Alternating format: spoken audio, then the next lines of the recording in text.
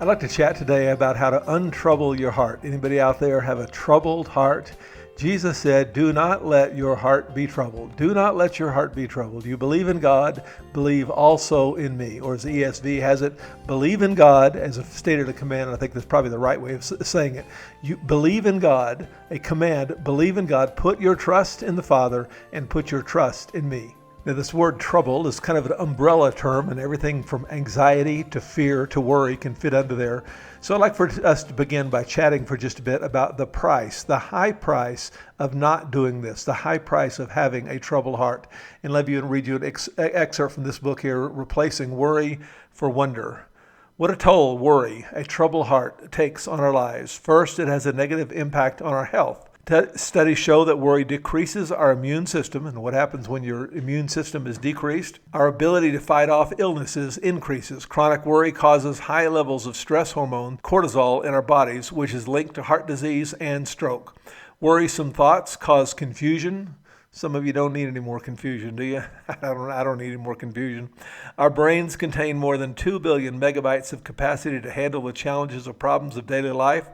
But when we are preoccupied with fear and worry, thoughts become tangled and logical thinking can actually be blocked. Chronically worried people, troubled people, complain they cannot concentrate and they're easily distracted from their daily chores and tasks. Worry saps our energy. It keeps our talents in the closet. It hurts our relationships. There's all kinds of trouble that comes our way because of a troubled heart.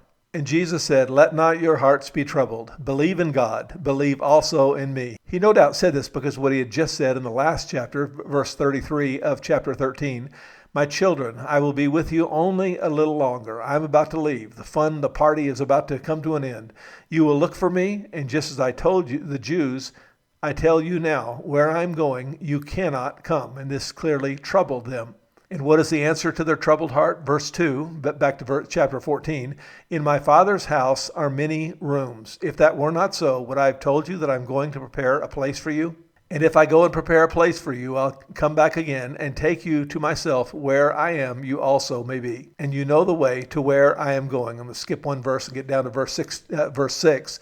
Jesus answered, I am the way and the truth and the life. No one comes to the Father except through me. And because of this verse and others, critics complain that Christianity is too narrow. It's too exclusive. But I want you to see this in the broader context of the gospel itself. And the gospel, it says, God so loved the world that he gave his one and only Son, that whoever believes in him, whoever, regardless of your background, regardless of your religious training or lack of, regardless of how much you have sinned, no matter who you are, no matter what you've done, you can come to Christ. Whoever, the door is wide open. It is the only door, but the door is open to all. So let's look at 4 observations based on this passage. And the first one is this. We've already hinted at this already. And that is a troubled heart is not a good thing. A troubled heart is a serious problem. This word that is translated troubled is used 17 times in the Greek New Testament, and it's translated about 10 different ways.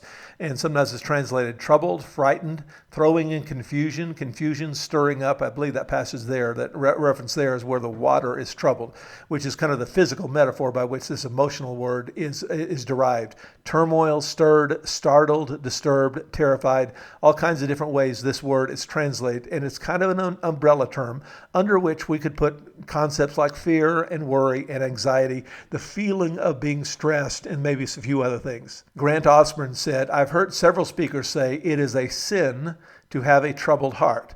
But if that is true, then Jesus himself was a sinner, since his heart was troubled. And he quotes John 11:33, 12:27, and 13:31. Here they are. This is generated by Logos Bible Software, where we do a word study and notice those middle 3 verses. When Jesus saw her weeping, this is the story of Lazarus. When Jesus saw her weeping, and the Jews who had come along with her also weeping, he was deeply moved in spirit, and Jesus was troubled. Same word that is used in John 14 is used here, that Jesus himself was troubled.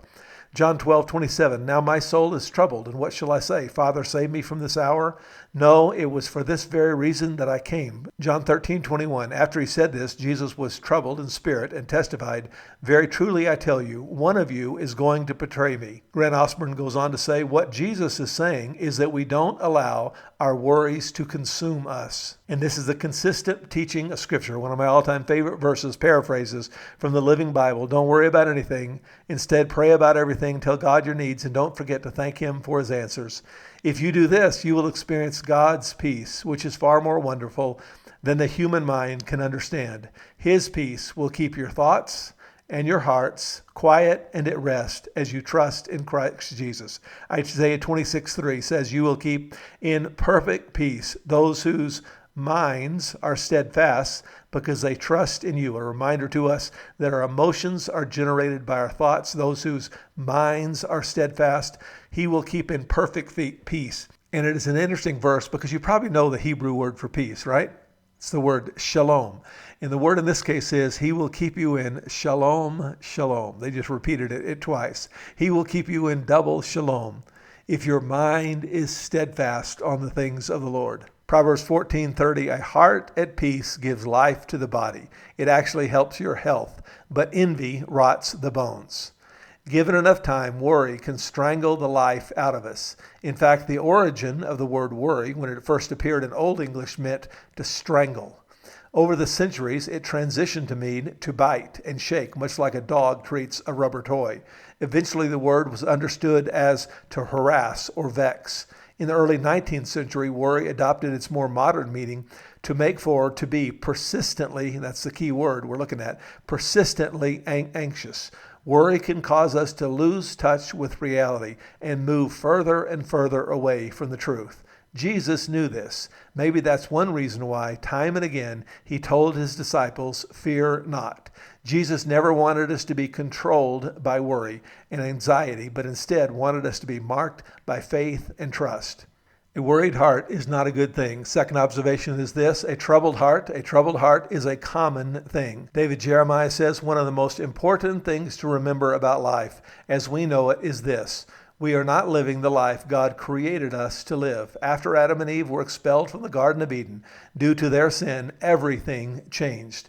And no change is bigger than death. And it looms over us and it causes our hearts to become troubled. John Ortberg says, guess the most common command in the Bible. What would you guess it to be? Would you guess the command is to love people? That would certainly seem like a good idea. Obey God? That seems like a safe choice. Maybe something about giving money or abstaining from sex, praying more, or being active in the local church. Though all of these important topics are addressed in the Bible, they are not associated in any way with the most repeated command in the Bible. God's most frequently repeated instruction is formulated in two simple words: fear not. In essence, do not have a troubled heart. The Anxiety and Depression Association of America reports that anxiety disorders are the most common mental illness in the U.S., affecting 40 million adults in the United States, age 18 and over, and 18% of the population every year. Skipping down just a bit, we read, people with anxiety disorders are 3 to 5 times more likely to go to the doctor, 6 times more likely to be hospitalized for psychiatric disorders than those who do not suffer from anxiety disorders. And here's the deal. Anxiety disorders are highly treatable, yet only 36.9% of those suffering receive treatment. And what is this treatment? Well, I mentioned these two books a couple of weeks ago, Feeling Good and the sequel, Feeling Great. And if I could summarize the message of these books, it is to take captive every thought. Would you say that with me? Take captive every thought. First observation, a troubled heart is not a good thing. Second observation, a troubled heart is common. Third observation, a troubled heart is overcome through faith. Let not your heart be troubled. Believe, put your faith in, put your trust in. It's all one word in the Greek, by the way. But put your faith in God, trust also in me. The ESV expository commentary simply says, anxiety's antidote is active trust.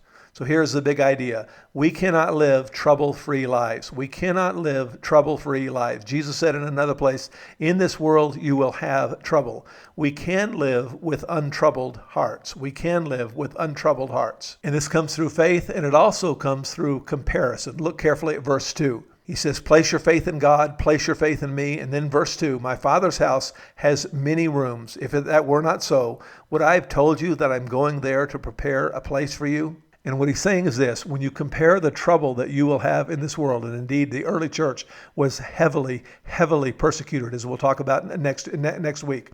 But the early church was heavily persecuted. And he says, let not your heart be troubled, in spite of the fact that you live in a troubled world. In a troubled world, you can have an untroubled heart. And we do that in part by faith and in part by comparison. And the idea of comparison is this: when you compare the trouble you have in this world with the eternity with God and the place he has gone to prepare with us, the two do not compare. Romans 8:18 says, I consider that our present suffering are not worth comparing with the glory that will be revealed in us. This becomes obvious as we think about our kids and our grandkids. I had the privilege of going a little hike with my grandsons the other day, and after a hike, we always go out and get a special treat. Usually go to a Pickwick and get a candy bar or something like that. So this particular time, we went to a little frozen yogurt shop, and my two grandbabies ordered the same thing. It's a little cup of sprinkles, and then they take a cone of frozen yogurt and they stick it upside down into that cup of sprinkles, so you can get the sprinkles and the cup together. And for some reason, they gave my older grandson, about half as many sprinkles as they gave my younger grandson. How do you think my older grandson responded to that? Not so good. And he complained and he griped and he tried to manipulate his little brother into giving him more sprinkles and so on. And you just want to say in a moment like this, you know what? In light of all that life has to offer, in light of the mountains that you will climb and the degrees that you will get and the people that you will meet and the things that you will accomplish and all the things that life has to offer, this amount of sprinkles that you didn't get today is small in comparison. And that is what Paul is saying when he says that I consider our present sufferings are not worth comparing with the glory that will be revealed in us. How big are the troubles that trouble you? Well, it's all a matter of perspective. And I showed this video that shows how it started with a tennis ball the size of Earth, and it's in your PowerPoint, by the way, or Google it. Do a search on YouTube. You can find a number of videos that illustrate this idea. But this particular one showed the world the size of a tennis ball, and the idea is your troubles fit on that world. All of your troubles fit on that tennis ball sized ball. And it showed all the planets that are bigger and bigger and bigger. And I tried to just use this to illustrate the idea that compared to all eternity, of course, this is comparing spatial differences, but I'm trying to talk about linear time differences, that all eternity will go on forever, and that all the troubles we have in the past are so small in comparison. That is what Jesus is saying. That is what Paul said. And the key to being less troubled about the trouble in this world is to think deeply and often about the things in heaven. Colossians 3:1 says, so then, since you have been raised with Christ, set your hearts. Could be translated, set your minds, set your thoughts on things above. Think long and hard and often and deeply about heaven, where Christ is, seated at the right hand of God. But you might be tempted to say, as I would be tempted to say, quite honestly, I like shiny things here on earth. I like to go to Best Buy and walk out with a box in my hand. How about you? Maybe you don't like to go to Best Buy. You like to go somewhere and get something new and shiny. And my answer to you is this. Time will have a way of making your heart long for heaven. Time will have a way of making your heart long for heaven. Regularly, I come back to this list of 21 ways God uses, 21 things that God uses to transform us. He transforms us through the renewing of our mind. He transforms us through the power of worship. He transforms us in community. He transforms us through the power of the Holy Spirit. But the last thing on that list, and probably one I deal with the least often, he transforms us through his sovereign grace. Through his sovereign grace. The Bible says, being confident of this, that he who began a good work in you will carry it on to completion until the day of Christ Jesus. Romans 8:29 says, those God foreknew, he also predestined to be conformed to the image of his Son. We often think of predestination with reference to justification. That is, we think of predestination with reference to being saved. But notice that clearly in this verse, predestination has clearly to do with sanctification more than justification. Those he foreknew, he predestined to be conformed into the image of his Son. And my observation is this: God has arranged life on planet Earth so that the longer you live, the longer you will long for heaven. That is in part because as life goes along, we get more and more in love with Jesus. We get more and more longing in our hearts to see Jesus. But I believe there's another reason, and that is when you were young, you might not have known anybody or known anybody well that was not with us on planet Earth. But as time goes along, more and more of the people that you love will pass away. And I was reminded of this last year. As you know, I mentioned several times, maybe too many times, I don't know, that both of my parents passed away 8 days apart, about 9 or so months ago. And I'll tell you this, my heart longs to see them again. My heart longs to see them, and people who have studied this teach, and I would tend to agree, that when we're in heaven, we'll all be 25 years old. Maybe we'll be 33 years old, about the age of Jesus when he died. But we'll be young, and I'll be able to go on a hike with my dad and talk with my dad and my mom, and their minds will be clear and their bodies will be strong and healthy. And the passing of my parents makes me long for heaven. And truth be told, this has been a hard year for my little church. I pastor this little church of 25 or so farmers out in the middle of nowhere, 45 minutes from the closest stoplight. But I go out there and try to open the word to them every week. And we had 5 funerals this year. 5 funerals in a church of about 25 people. And so I closed my service with a video that I prepared that had a number of pictures of people that we have lost this last year. And I tried to stir one another up. The Bible says that as we get together each week, we ought to stir one another up to love and good works. And that is your job, teacher. That is your job, to stir one another up. And I hope today that God will give you the grace to stir up your people to long for heaven. And as you do so, the things of this world will grow strangely dim. The trouble of this world will grow strangely dim. And the trouble in your heart will tend to dissipate as you think about the fact that we will spend forever with Jesus in heaven. And may God richly bless you as you stir up your group to these truths this week.